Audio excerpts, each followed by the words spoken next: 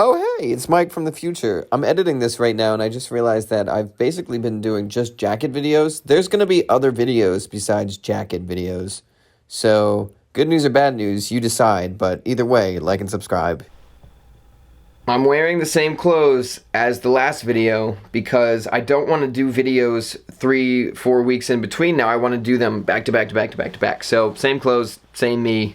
Different. Anyways, I have an opinion that if you can buy something from the original creator and it's still high quality and it's still up to the standards that made it famous, you should always get it from the original creator. LL Bean boots from LL Bean. Levi's from Levi's, although as they go overseas and become public and stuff like that, there's a lot better offerings than Levi's, so maybe don't count Levi's. But company that you should count is Schott. They're amazing. Most of the jackets are built in the USA, and they invented adding a zipper to a denim jacket, and that's how we have the double rider, which is why I'm reviewing the Schott 626 modified Urban Outfitters collaboration pebbled leather jacket. I first want to say that I have been looking for the perfect leather jacket for, I think, 6 years. I originally had $200 my freshman year of college, and I just started then.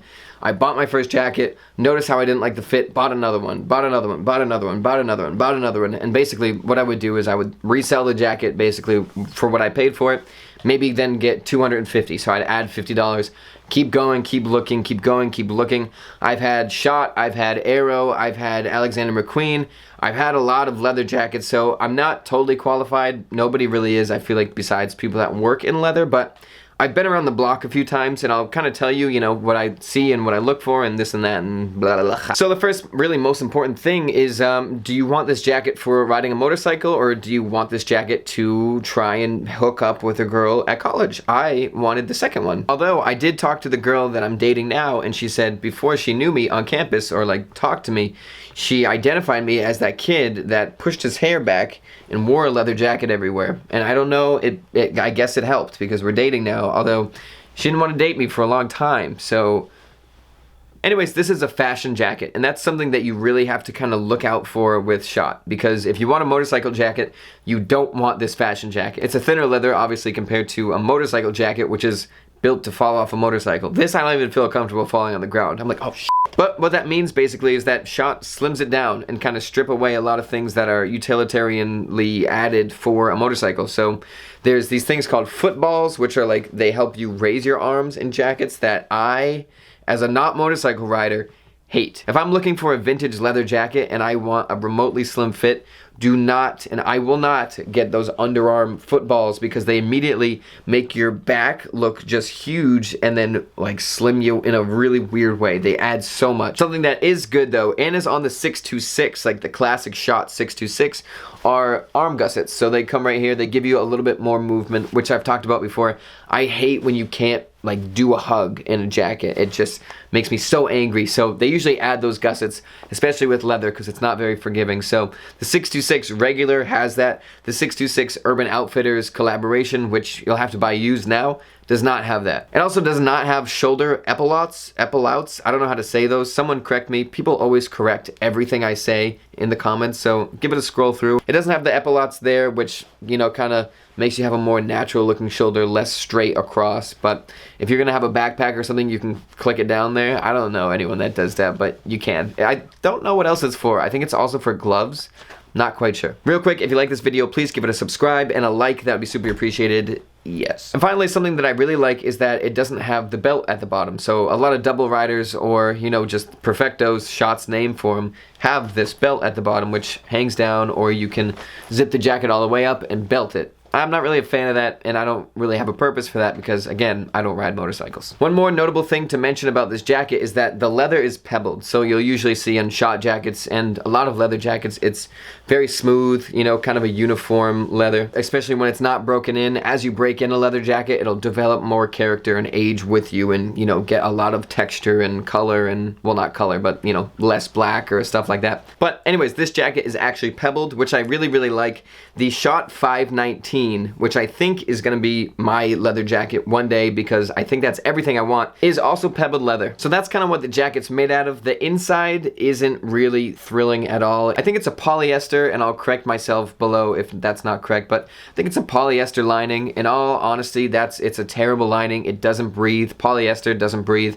You should always have a cotton lining or, you know, a nicer lining than polyester on the inside of that jacket. Don't really know why Schott went with that. I feel like collaborating with Urban Outfitters wanted to lower the price, and that's a way that you can lower the price. Also, you'll notice that there's panels kind of under the underarms, and that's something to look for in a leather jacket too. If it's a jacket that you see is real leather and it has a lot of panels, and the jacket really isn't paneled in like a fashionable way, or like the jacket isn't supposed to have that panelly look for a designed look, that means that basically they took nice pieces of leather that were smaller and sewed it all together to make a jacket. Way cheaper than finding a huge hide of leather that's really nice and making a jacket out of it. And that's what you typically see in Schott. You know, basically everything is one piece of leather, and it gives it a really smooth, uniform look, and it shows you that, you know, it's high quality. So being that this is a fashion jacket, one of the most important things, of course, you know, is fit. And I've had, I think, 3 626s. I had the 626 regular. So definitely get the measurements from Schott. I would call them if you're going to get this jacket, or if you're buying it used secondhand, which I always recommend you should. Definitely get the exact measurements to see if this is going to fit you, especially because 626 vintage, a leather jacket, 626 it's a lifetime brown piece. It's really and going to be expensive. They all fit differently. Should fit you really, really well. My sleeves are tailored shorter on this jacket, so they cut me perfectly, exactly how I want them. So really kind of hard to give you a suggestion on, you know, what to size for it. Just to give you an idea though, I usually wear small or 38. This is a 38 jacket. Most of my jackets are small. This though, I had to get a medium, and it's just barely huggable. It does get a little tight in the back even as a medium, but a large would probably be too big. So Schott doesn't really do fashion sizing that well. That's where the 626 with the gusset on the back sleeve would be really helpful, because then, you know, I can properly hug people. Some also notable things about, you know, leather jackets, specifically double riders and cafe riders and stuff, is that, you know, they're made originally to hold a motorcycle like this, so the sleeves are long, so you don't have this little gap when you stretch your arm out. I don't ride a motorcycle. I actually hate when I put my hands down and a sleeve like goes to my knuckles or like touches my palm. It drives me crazy. And I always think when I look in the mirror, if I roll my sleeves up too cut off at my wrist, the jacket looks a lot better. It doesn't look like I'm wearing like my dad's suit or something like that. So really, I got this jacket tailored, and I did 2 things. One was, if you look at my sleeve, you know, I got the jacket shortened. Obviously not that short, but it used to go down to here. I got it pulled back to there. Second thing though is that the jacket actually has this like arc under it. This is a really extreme example, obviously I'm making this up, but it's arced kind of like that, so it doesn't look perfectly tailored to your arm, because, you know, again, it's made for moving your arms, and kind of has that motorcycle DNA still in it, which is where I think Schott's flaw is when they do slim, stylish jackets, is they keep some of that motorcycle DNA in the jacket when it doesn't need to be. So the sleeves are going to be longer than typical, and they're going to have that like U shape. So I ended up going to a tailor and having the sleeve shortened and then having that U shape fixed, which is honestly pretty expensive, because to slim the sleeve, she had to take out the lining, put it back in, then do all this stuff. So it's going to cost you quite a bit. All right, and finally, this is more of an abstract thing, but getting a leather jacket, and a leather jacket that, you know, is expensive and high quality, is a really, really big purchase, and you're kind of making it your identity. You want to wear this leather jacket a lot. You don't want to spend $500, $800, $300, whatever, if you get it used, and get a jacket that you won't wear, because, you know, then there's no point. So, you know, deciding to purchase a garment that you want for the rest of your life or to pass down to your kids, it's really important to kind of do some research and make sure that, you know, it's going to be an actual high quality jacket. And that comes down to the most important thing is the quality of the leather. And something I really like about Schott is that the leather is high quality. They put the leather first and build the jacket after that. It's not a company that's built by price and then they kind of build a jacket after that. Like IKEA always says, you know, we design by price. Schott doesn't do that for a lot of their jackets. There are some that you'll see, like the down jackets and stuff. Sometimes I look at them and I'm like, imported materials. It seems kind of like they took the low road on that one. But, you know,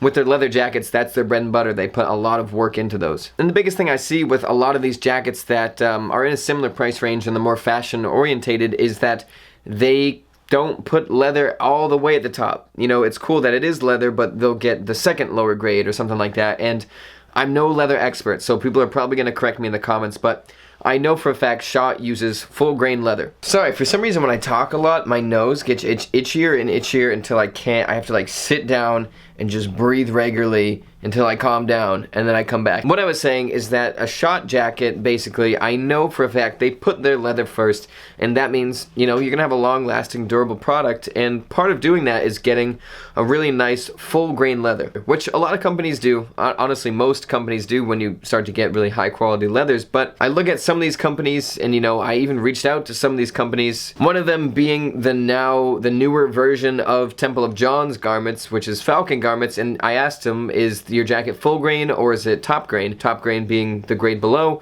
which doesn't really patina as well, and he said, you know, we use top grain, can't really make a jacket out of full grain that comfortable, which I don't think is true at all. So you should always check to see the quality of the leather jacket you're getting and try to get the highest quality that you can, and really to the point where I would say, if you're gonna get a leather jacket made of leather, it's not like a $75 polyurethane plastic jacket that you're gonna throw away in a year and don't care about. Really wait till you can get full grain in a nice jacket. Don't say, you know, I can't get this jacket that's a Schott jacket, it's 500 bucks.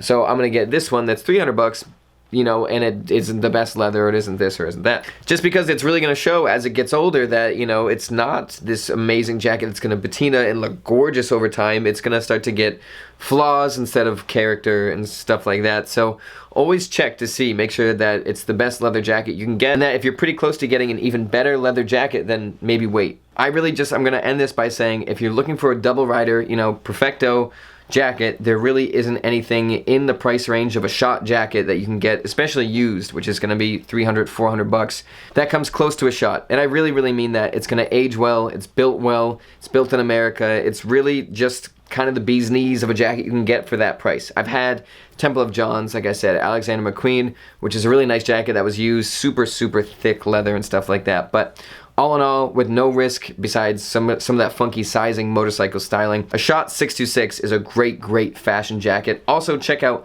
the Schott 519 if you're looking for a little bit of a thicker leather. It has a little bit more structure to it. So anyways, that's about it. I'll see you guys in the next one.